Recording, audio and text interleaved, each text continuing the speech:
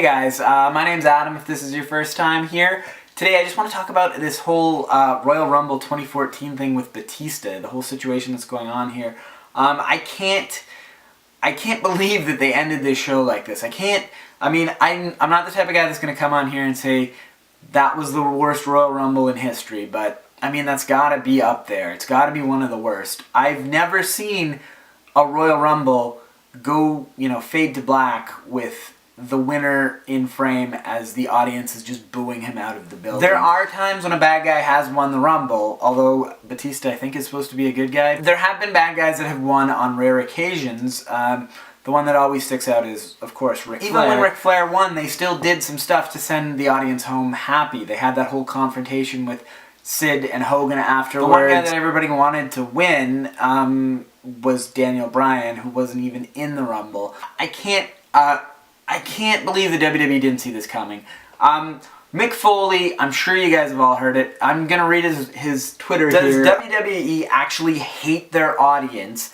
I've never been so disgusted with a pay-per-view. I've never heard a WWE employee badmouth the product. The other one is, I don't know if you guys saw this, but his son, Dewey, Kane Dewey Foley, posted on his Facebook, sorry people who know much about wrestling, I assume that means who don't know much about wrestling, but this company right now is in some serious shit. This is really bad for their company because one or two individuals truly believe their opinion reigns much higher over millions and millions of people who watch their show religiously on a weekly basis. It's such a horrible feeling, obviously, because it hits close to home to me.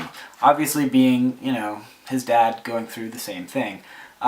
You have these guys who work their asses off 320 plus days a year, who barely see their loved ones, and they get completely disrespected and disregarded because Triple fucking H thinks they're too small or not star material. My dad made your ass, and people told my dad all his life that he wouldn't, he says he would, but I assume it's he wouldn't amount to nothing. Or I guess he would amount to nothing. Maybe I miscorrected him there. So Triple H should know from experience that people that work their asses off and that they're told they are worthless are the ones that make the company the best it can be. Without my dad, Triple H is just a mid-carder. My dad went out of his way to make sure that he turned Triple H into the intimidating, scary, cerebral assassin son of a bitch that he has become. So it's about time that people who deserve to be the best are given the opportunity to show it. WWE is a fucking dictatorship, and it's just truly a shame. Wow. That is, that's not something that a wrestler would get away with saying. Even Mick Foley, if he was no longer with the company, there's no way he would say that. There's no way anyone that ever wanted to ever work for the WWE in any capacity, even if they've been recently released, they've got to be thinking that's they're not going to say that. Dewey Foley is not a wrestler at this time. I don't think he has plans to be. Now, the speculation right now that's going around is that this is a big work. I kind of thought the same thing, and there's a lot that supports that argument. Firstly, the fact that Batista came out on Raw the night before and then came out on the Rumble to win. I think that if they were trying to make him a good guy, they would have had him come out on the Rumble. He would have gotten that big, surprise pop. Very strategic, I think, possibly, that they would have done that. The other thing is Mick Foley is getting a paycheck from the WWE, and Daniel Bryan has confirmed that he was, that it's part of the storyline that he wasn't involved. Even his tweets where he said the machine kept me away, it was basically kind of a work. Does that mean that the WWE is going to have Daniel Bryan win the shot at the title at Elimination Chamber, or in the Elimination Chamber? I don't know. I hope so.